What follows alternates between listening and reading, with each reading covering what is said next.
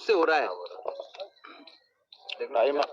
Real time clock, ये जो real time clock जो लगी हुई है ईवीएम के अंदर, उसके बिना वोट की चोरी नहीं हो सकती, नहीं हो सकती। मैं पहले भी बता चुका हूं। वो क्लॉक, रियल टाइम क्लॉक उसमें क्यों है, इलेक्शन कमीशन इसका जवाब जरूर दे। साथियों, मेरे मीडिया के सभी साथियों, आप सबका बहुत बहुत धन्यवाद, बहुत बहुत अभिनंदन।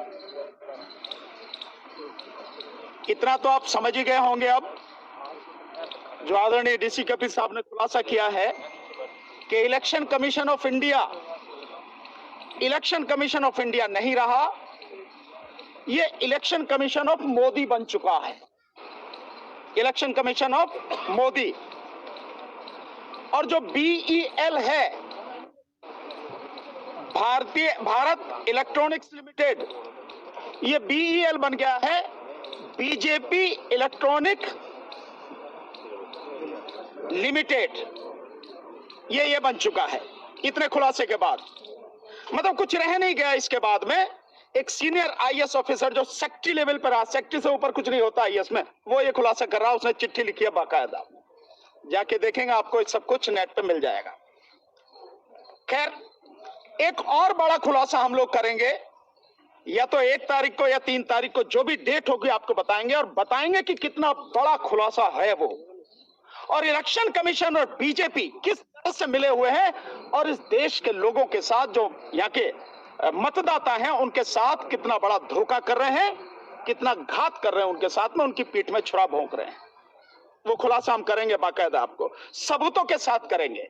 और वो सबूत जो खुद इलेक्शन कमीशन की वेबसाइट पर पड़े हैं, हमारा अपना कोई नहीं है, उसी के हैं, आपको बताएंगे सारा सब कुछ।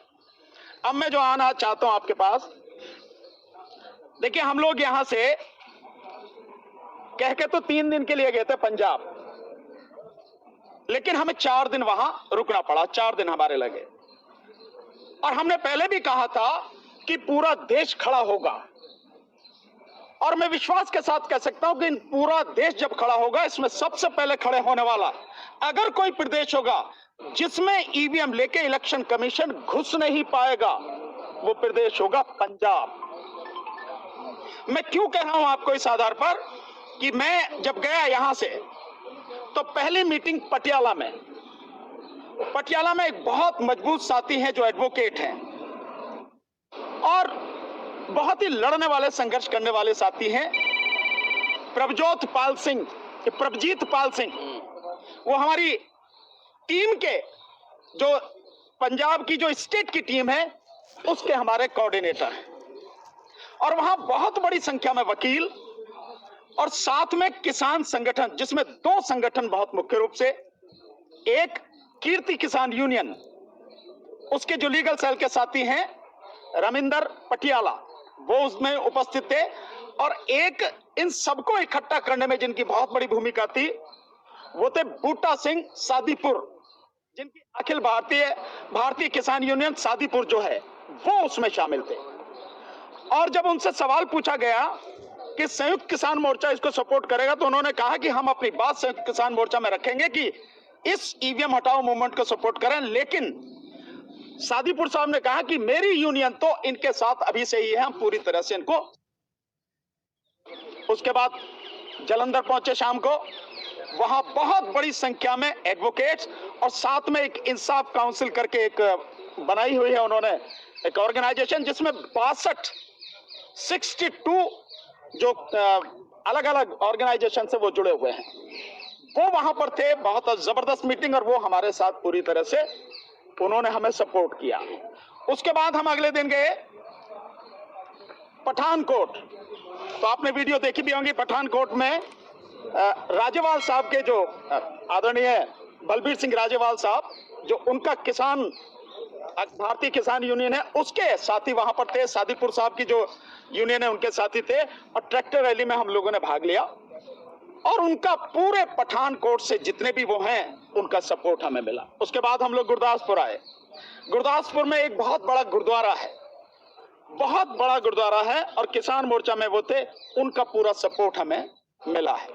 साथ में गुरदासपुर में अलग अलग ऑर्गेनाइजेशन, जैसे वहां पे एक अंबेडकर मिशन एक ऑर्गेनाइजेशन है, वहाँ पे बीएसपी के भी जो लोग थे, वहाँ पे भीम आर्मी के भी साथी थे और इसी तरह से कई ऑर्गेनाइजेशन के लोग थे, वो भी हमारे साथ खुल के साथ आ गए। इसके बाद में हम चंडीगढ़ पहुंचे। तो चंडीगढ़ में जो हमें सपोर्ट मिला है, बहुत ही सम्मानित और एक संस्था है जो ऑल ओवर इंडिया जिसका ऑर्गेनाइजेशन है और उसमें मैक्सिमम रिटायर्ड फौजी हैं। उस संस्था का नाम है केंद्रीय श्री गुरु सिंह सभा। इन्होंने बाकायदा चंडीगढ़ में जहां इनके ऑर्गेनाइजेशन का इनका ऑफिस है, वहां पे हमारी मीटिंग कराई और पूरी तरह से इन्होंने हमें सपोर्ट किया। वहीं पे हमें पता लगा कि 28 तारीख को संयुक्त किसान मोर्चा की मीटिंग यहां पे होने वाली है चंडीगढ़ में। तो इसलिए हम वहां रुके, लेकिन बाद में पता लगा कि वो शिफ्ट होगी लुधियाना। तो लुधियाना शिफ्ट जब हुई तो हम रास्ते में चंडीगढ़ से लुधियाना जाते हुए आदरणीय बलबीर सिंह राजेवाल साहब, उनका घर है समराला में, हम मिलते हुए समराला में वहां पहुंचे। बहुत ही सम्मान उन्होंने हमारा किया और उन्होंने कहा कि आप लोग देश को बचाने की लड़ाई लड़ रहे हैं, इससे बड़ी कोई लड़ाई हो नहीं सकती। और उन्होंने विश्वास दिलाया कि संयुक्त किसान मोर्चा की जो मीटिंग हो रही है लुधियाना में, उसमें प्रस्ताव पास कराएंगे और उन्होंने ये प्रस्ताव पास कराया, जो आप देख रहे हैं वहां के म्यूजियम में जो छपा। उनसे मिलने के बाद मैं सीधा वहां गया था जहां पे लुधियाना में मीटिंग हो रही थी और उस मीटिंग में सभी जो किसान संगठन के लोग थे सब शामिल थे। वहां पे जो अलग अलग उनके जत्थेबंदी हैं, उन्होंने मुझे बोलने का मौका दिया और मैंने उनसे साफ कहा, जो 3 काले कृषि कानून थे वो भी देश को बचाने के लिए आपने लड़ाई लड़ी और ये उससे बड़ी लड़ाई है।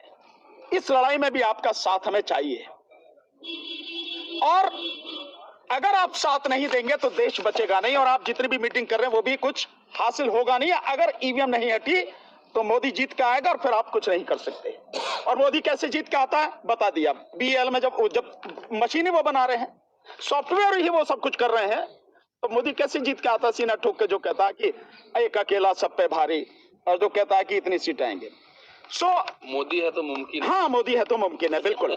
हाँ, राजेवाल साहब ने क्या मतलब न्यूज़पेपर ने जो न्यूज छापी है, मैं एग्जैक्ट 2-3 लाइन पढ़ के सुनाता हूं। राजेवाल ने कहा कि 16 फरवरी के बंद के बाद 18 फरवरी को संयुक्त किसान मोर्चे की अगली रणनीति अपनाने के लिए एक और बैठक होगी। संयुक्त किसान मोर्चे ने सुप्रीम कोर्ट के वकील भानु प्रताप सिंह की अगुवाई में चलाई गई मुहिम की हिमायत करते हुए कहा कि आने वाले लोकसभा चुनाव में ईवीएम का प्रयोग न किया जाए, क्योंकि इन मशीनों पर लोगों का भरोसा उठता जा रहा है। इस तरह से उन्होंने हमें सपोर्ट किया है। राजेवाल साहब ने एक और मुझे विश्वास दिलाया। उन्होंने कहा कि जो नेशनल बॉडी की हमारी मीटिंग होगी, जिसमें पूरे देश भर के जो है साथी शामिल होंगे, हर प्रदेश से अलग अलग, उसमें भी बाकायदा वो हमारे इस आंदोलन के पक्ष में प्रस्ताव पास कराएंगे। तो मैं समझ बहुत बड़ी जीत है और इसीलिए मैंने विश्वास के साथ मैं कह रहा हूं कि पंजाब पहला प्रदेश होगा जहां घुस नहीं सकेंगे। और हमें विश्वास है धीरे धीरे आने वाले समय में, चाहे वो हरियाणा हो, चाहे उत्तर प्रदेश हो, चाहे राजस्थान हो आपका, चाहे मध्य प्रदेश हो और चाहे गुजरात, इवन यहां जो स्थिति होगी और साथ में बिहार, यहां जो होगा ईवीएम को लेकर घुस नहीं पाएगा इलेक्शन कमीशन बता रहे। तो इस आंदोलन में बड़े बड़े संगठन और देश को बचाने वाले जो लोग हैं वो साथी जुड़ते चले जा रहे हैं। 25 फरवरी को जो इस देश की सबसे बड़ी जड़ है, सारी बीमारियों की जड़ है, मोदी, प्रधानमंत्री कार्यालय का घेराव कर रहे हैं हम 25 फरवरी को और पूरी ताकत से होगा। पूरा देश आएगा उठ के घेराव करने के लिए। तो ऐसा नहीं है इलेक्शन कमीशन कौन है, वो तो कुछ भी नहीं।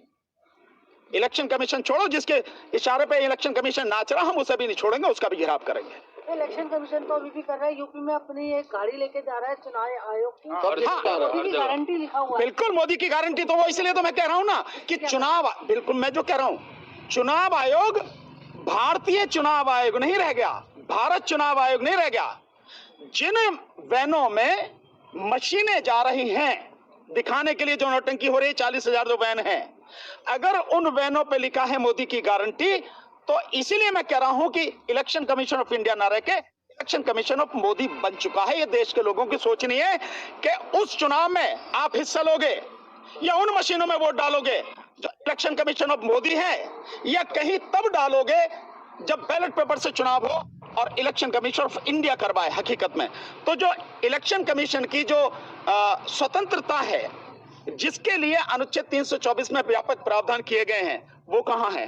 तो ये जो बैठे हैं, मैं शब्द इसीलिए इस्तेमाल करता हूं, कड़वे शब्द हैं लेकिन सच्चे हैं, कि जो बेईमान इलेक्शन कमीशन है और इस देश का जो बेईमान प्रधानमंत्री है, ये सारे मिलकर इस देश के लोगों का खून चूथ रहे हैं। पर इस बार अब होने नहीं देंगे। 2024 का चुनाव हम ईवीएम से होने नहीं देंगे। इतने सारे खुलासे के बाद ये देश की जनता भी जान जाएगी और खड़ी होगी। आपको किसी पार्टी का समर्थन मिला है? उनसे क्या आप लोग संयुक्त जो रैली करेंगे कभी एमजीएम के खिलाफ? देखिए, हम अपनी लड़ाई लड़ रहे हैं। यही सवाल जो आप पूछ रहे हैं, यही सवाल संयुक्त किसान मोर्चा में मेरे से पूछा, और वो पूछने वाले थे श्री प्रेम सिंह पंगू, जो भारतीय किसान यूनियन से जुड़े हुए हैं और एडवोकेट हैं चंडीगढ़ हाई कोर्ट में। तो कहा कि भाई जो मेन पार्टी वाले, ये तो आपका साथ क्यों नहीं दे रहे, ये क्यों नहीं आते निकल के? सो मैंने कहा कि जब 3 कृषि कानून बने थे, 3 कृषि कानून, लड़ाई आपकी नहीं थी, तो लड़ाई तो उनकी थी, पॉलिटिकल पार्टीज की, उन्होंने नहीं लड़ी। पर आपने समझ लिया कि इससे सबसे बड़ा नुकसान हमें होने वाला है, तो किसान लड़े। आज भी जो स्थिति है, नेताओं को कुछ नहीं बिगड़ता। नेता इधर खड़ा हो पक्ष में तो भी, नेता विपक्ष में खड़ा हो तो भी, सरकार में है तो भी, नहीं है तो भी, नेताओं की मौज रहती है। और आप समझ गए होंगे कैसे मौज रहती है कि बिहार में जो पलटू राम ने जो खेल किया सारा का सारा, अब आप समझ गए होंगे। सो वो कहीं भी लुढ़क सकता है, कहीं भी जा सकता है, ठीक है ना? इसलिए जनता का बर्बाद होती है, जनता रोजगार बर्बाद जो चिंता है जनता का, शिक्षा चिंती है जनता की, ये इसलिए ये जनता की लड़ाई है। तो मैंने उनको साफ कहा कि अगर वो नहीं आते तो कोई फर्क नहीं, वो नहीं लड़ेंगे तो क्या हम भी नहीं लड़ाएं? इसलिए हम सारे के सारे साथी मिलकर ये लड़ाई लड़ रहे हैं। ये सारे इनका जवाब मैं भी दूं, पर ऐसी बात नहीं है। हमें पूरी उम्मीद है, पूरा भरोसा है, सारी ऑपोजिशन पार्टीज जो बीजेपी के साथ नहीं है वो हमारे साथ होंगी सूनर और लेटर। बहुत जल्दी आप लोगों को नजर भी आएगा, ऐसा कोई आप बिल्कुल ना करें, क्योंकि स्टेक होल्डर तो सबसे बड़ी जनता है, जैसा भानु जी ने बताया अभी।